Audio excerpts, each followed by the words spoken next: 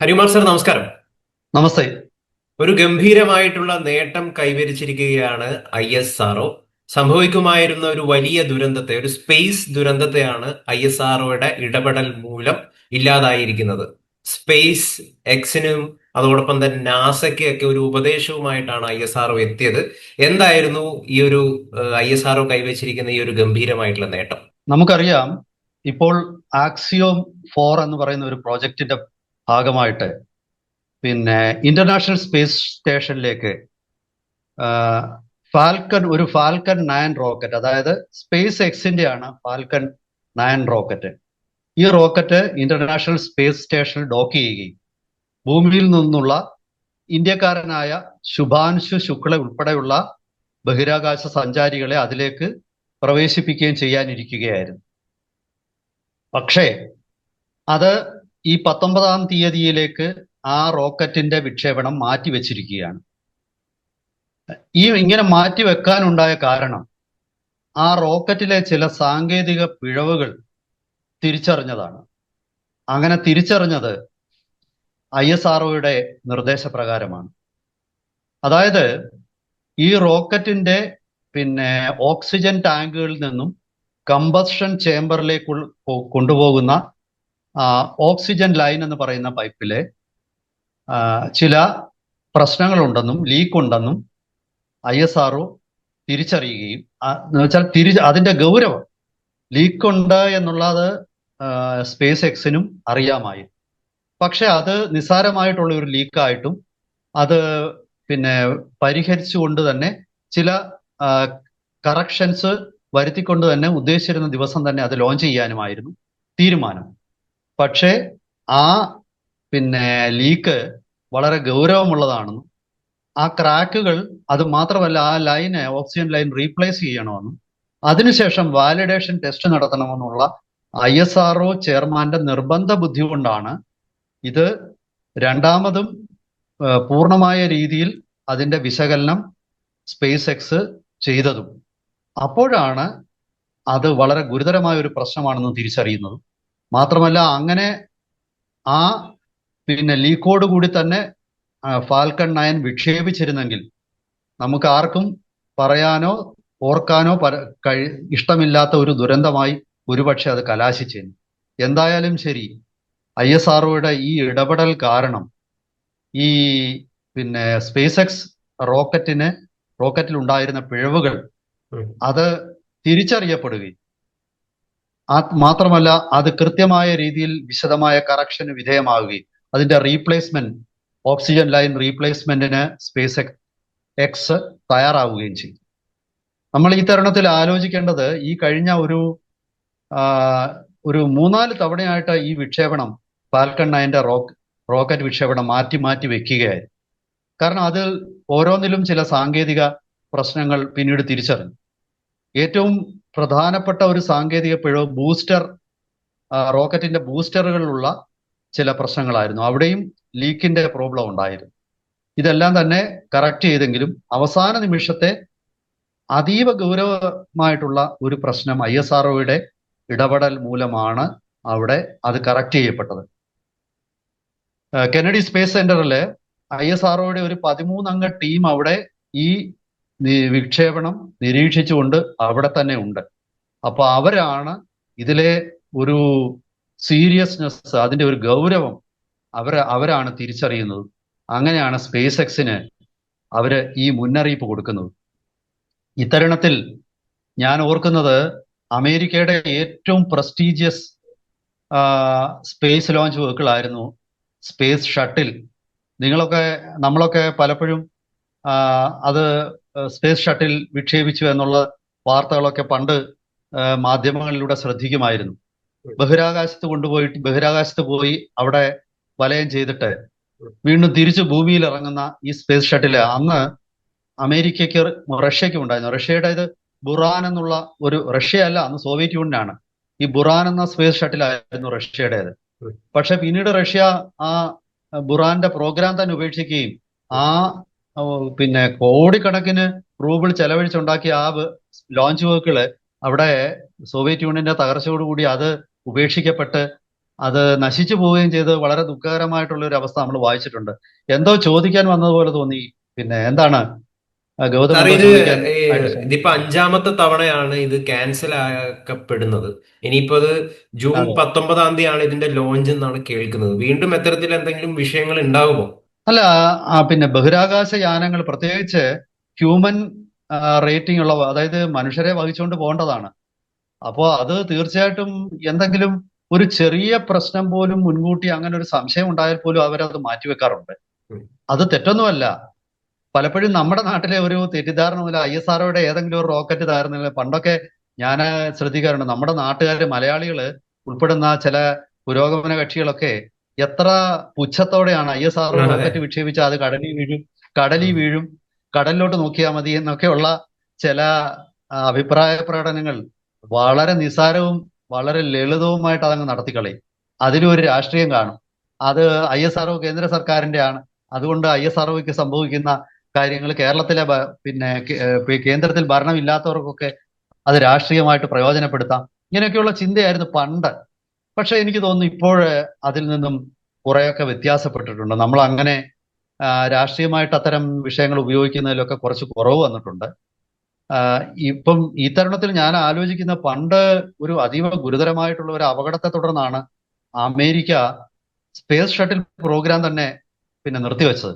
ഉം. അപ്പോ അന്ന് ഡിസ്കവറി ആണെന്ന് തോന്നുന്നു, ഡിസ്കവറി, എൻഡിയവർ, ഇങ്ങനെയൊക്കെയുള്ള രണ്ട് മൂന്ന് പിന്നെ ഷട്ടിലുകൾ അമേരിക്കയ്ക്ക് ഉണ്ടായിരുന്നു. അപ്പൊ ആ ഡിസ്കവറി പൊട്ടിത്തെറിക്കുകയായിരുന്നു ആകാശത്ത് വെച്ച്. ഉം. അമേരിക്കയുടെ ഏറ്റവും പ്രഗത്ഭരായ ശാസ്ത്രജ്ഞന്മാര് ആ പൊട്ടിത്തെറിയിൽ അമേരിക്കയ്ക്ക് നഷ്ടപ്പെട്ടു.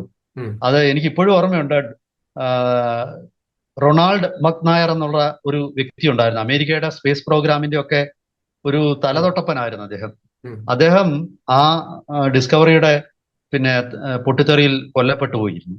അമേരിക്കയ്ക്ക് ഒരിക്കലും തീർത്താൽ തീരാൻ പറ്റാത്ത, ഒരിക്കലും റീപ്ലേസ് ചെയ്യാൻ പറ്റാത്ത ഒരു നഷ്ടമായിരുന്നു അന്നത്തെ ഈ സ്പേസ് ഷട്ടിലിന്റെ തകർച്ചയിലൂടെ ഉണ്ടായത്.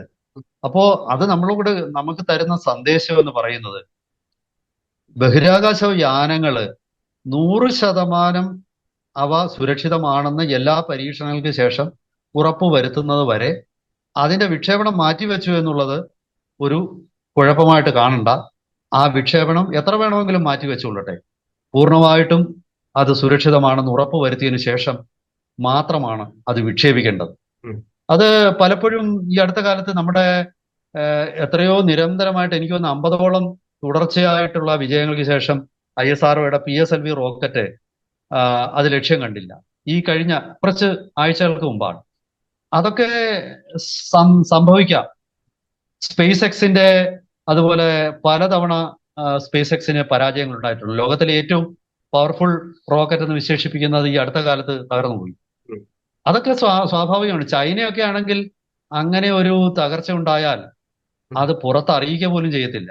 ഉം. വിജയകരമായ വിക്ഷേപണങ്ങൾ മാത്രമാണ് പുറത്തറിയുന്നത്. പക്ഷെ ISROയുടെ കാര്യത്തിൽ അങ്ങനല്ല. നമ്മൾ കുറച്ചുകൂടെ സുതാര്യമാണ്. നമ്മുടെ വിക്ഷേപണം പലപ്പോഴും ലൈവായിട്ട് തന്നെ ടെലികാസ്റ്റ് ചെയ്യാറുണ്ട്. അതുകൊണ്ട് തന്നെ അതിന് എന്തെങ്കിലും പ്രശ്നങ്ങൾ ഉണ്ടായാൽ അപ്പോൾ തന്നെ ലോകം അത് അറിയും. അത് അറിയുന്നത് കൊണ്ട് നമ്മൾ അത് അതിലെ കുഴപ്പങ്ങളും തെറ്റുകളും എല്ലാം തന്നെ നമ്മൾ വിശകലന വിധേയമാക്കിയിട്ട് ഉം. അത് പിന്നെ പരിഹരിച്ച് അവിടെ ലോഞ്ച് നടത്തുന്നുണ്ട്. ശരിക്കും ഈ സ്പേസ് എക്സിന് മാത്രമല്ല, ഈ സാർ ഒരു കഴിഞ്ഞ ബോയിങ്ങിന്റെ, എന്തോ ചോദിച്ചോളൂ. സാർ ഇതെന്ന് പറയുന്നത് ഇപ്പൊ ഈ മനുഷ്യരെ ഭ്രമണപഥത്തിൽ എത്തിക്കുന്ന, വാണിജ്യാടിസ്ഥാനത്തിൽ എത്തിക്കുന്ന ആദ്യത്തെ റോക്കറ്റ് ആണ്. ഇത് അതെ, അതെ. Axiom axiom mission 4, mission axiom 4 4. എന്ന് പറയുന്ന ഒരു പ്രൈവറ്റ് സ്പേസ് ക്രാഫ്റ്റിന്റെ ഭാഗമായിട്ടാണ് ഇത് ചെയ്യുന്നത്.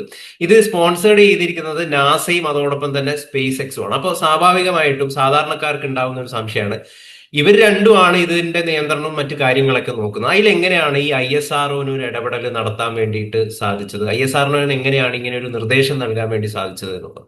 അല്ല, അത് സംഭവിച്ചത് എന്തുകൊണ്ടാണെന്ന് വെച്ചാൽ, ISROയ്ക്ക് അവിടെ ഒരു റോൾ ഉണ്ടായത്, ഉം. ഇന്ത്യക്കാരനായിട്ടുള്ള ഒരു വ്യക്തി ഉം. ശുഭാൻശു ശുക്ല ഉം. ഈ പിന്നെ ആക്സിയോം 4 പ്രോജക്റ്റ് പ്രകാരം ISS ഇന്റർനാഷണൽ സ്പേസ് സ്റ്റേഷനിലേക്ക് പിന്നെ കയറാനുള്ള അദ്ദേഹത്തിന് ഒരു അനുവാദമുണ്ട്. അങ്ങനെ ഈ മിഷനിൽ അദ്ദേഹം പങ്കെടുക്കുന്നുണ്ട്.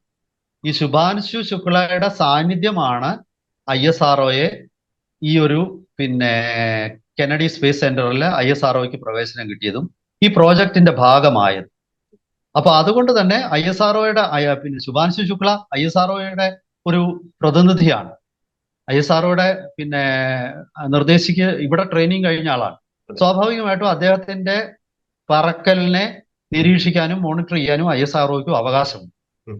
അപ്പോൾ അതുകൊണ്ടാണ് പിന്നെ ഫ്ലൈറ്റിന്റെ ഡീറ്റെയിൽസും റോക്കറ്റിന്റെ ലോഞ്ചിന്റെ ഡീറ്റെയിൽസും ആ ലോഞ്ചിൽ ഉണ്ടാവുന്ന ചെറിയ പ്രശ്നങ്ങൾ പോലും ISROയുമായിട്ടും സ്പേസ് എക്സും നാസയും ഡിസ്കസ് ചെയ്യും.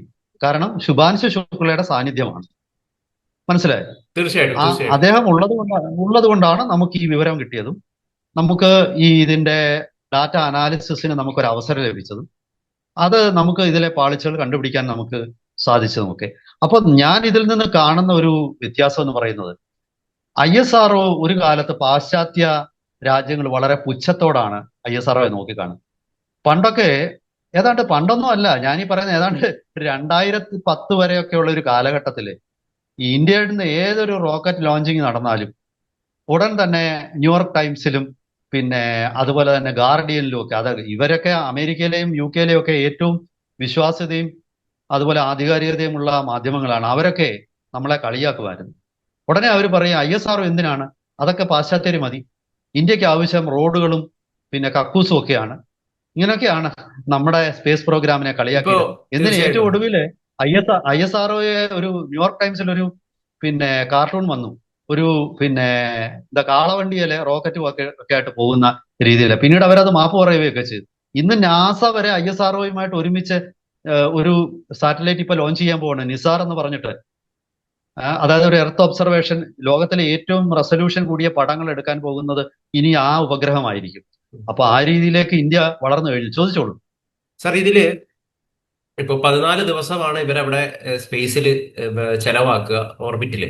അപ്പോൾ എന്ത് എക്സ്പീരിമെന്റ്സ് ആണ് ഇവർ അവിടെ നിന്ന് ചെയ്യാൻ വേണ്ടി പോകുന്നത്, അല്ലെങ്കിൽ ഇവരെ യഥാർത്ഥത്തിൽ അവിടെ അയക്കുന്നതിന്റെ അടിസ്ഥാന ഉദ്ദേശം എന്താണ്?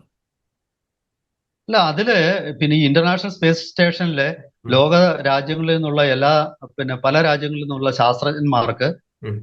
ബഹിരാകാശത്ത് അവർക്ക് ഒരവസരം കിട്ടും. ഉം. അക്കൂട്ടത്തിലാണ് ഇന്ത്യക്കും കിട്ടുന്നത്. പിന്നെ മറ്റു പല രാജ്യങ്ങൾക്കും കിട്ടിയിട്ടുണ്ട്. ഇപ്പോൾ തന്നെ മറ്റു പല രാജ്യങ്ങളിൽ നിന്നുള്ള ബഹിരാകാശ സഞ്ചാരികളെ അവര് ISSലെ പിന്നെ പരീക്ഷണങ്ങൾ നടത്താൻ അനുവദിക്കുന്നുണ്ട്. അത് പിന്നെ ഗ്രാവിറ്റിയുടെ പിന്നെ ഇഫക്റ്റ് പല കാര്യങ്ങളിലും, അങ്ങനെ ഒരുപാട് വിഷയങ്ങൾ, ഞാൻ അതിന്റെ വിശദാംശങ്ങളൊന്നും അധികമൊന്നും അവർ പുറത്തു വിട്ടിട്ടുമില്ല. കാരണം ഇത് പിന്നെ ഇതിന്റെ വിജയവും ഇത് പിന്നെ അമേരിക്കയുമായിട്ട് സഹകരിച്ചായിരിക്കും, ISSുമായിട്ട് സഹകരിച്ചായിരിക്കും ഇത് ചെയ്യുന്നത്. ഇത് ഇങ്ങനെ ഒരു അവസരം പല രാജ്യങ്ങൾക്ക് ലഭിക്കാറുണ്ട്. അക്കൂട്ടത്തിൽ ഇന്ത്യക്ക് ലഭിച്ചു. ഇപ്പൊ ഇന്ത്യയുടെ സ്വന്തം സ്പേസ് സ്റ്റേഷൻ വരാൻ പോവുകയാണ്. നമ്മൾ ആദ്യത്തെ മൊഡ്യൂൾ എനിക്ക് തോന്നുന്നത് പിന്നെ 2030 നമ്മൾ വിക്ഷേപിക്കുകയാണ്. 32 നമ്മൾ വിക്ഷേപിക്കുകയാണ്.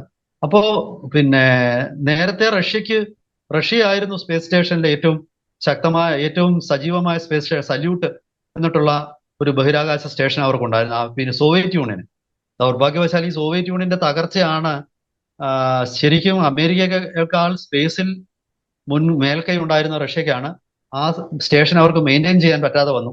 അങ്ങനെയാണ് ഇത് ഇന്റർനാഷണൽ സ്പേസ് സ്റ്റേഷൻ അവിടെ വരുന്നത്. ഓക്കെ, അമേരിക്കയുടെ സ്കൈലാബ് എന്നൊരു സ്പേസ് സ്റ്റേഷൻ ഉണ്ടായിരുന്നെങ്കിലും അത് പിന്നെ തകർന്നു വീഴുകയും, അത് എനിക്ക് തോന്നുന്നു 1970-കളിലാണ് ഈ സ്കൈലാബ് തകർക്കുന്നത്. അത് ഓർമ്മയുണ്ടാകും.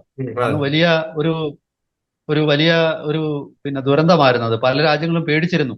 പലയിടത്തും അത് ഇന്ത്യയിലൊക്കെ വന്ന് വീഴുമെന്നൊക്കെയുള്ള ഒരു പേടിയൊക്കെ ഉണ്ടായിരുന്നു സ്കൈലാബ് എന്ന് പറയുന്നത്. പക്ഷെ പിന്നീട് അമേരിക്കയ്ക്ക് ആ പ്രോജക്റ്റ് മുന്നോട്ട് കൊണ്ടുപോകാൻ പറ്റിയില്ല. റഷ്യ തന്നെയാണ് അക്കാര്യത്തിൽ മുന്നിട്ട് നിന്നിരുന്നത്. സല്യൂട്ട് സ്റ്റേഷൻ, സോയൂസ് പേടകം സല്യൂട്ട് സ്റ്റേഷനുമായിട്ട് പിന്നെ ഡോക്ക് ചെയ്തിരുന്നത് സോയൂസ് എന്ന് പറയുന്ന ഒരു റോക്കറ്റാണ്.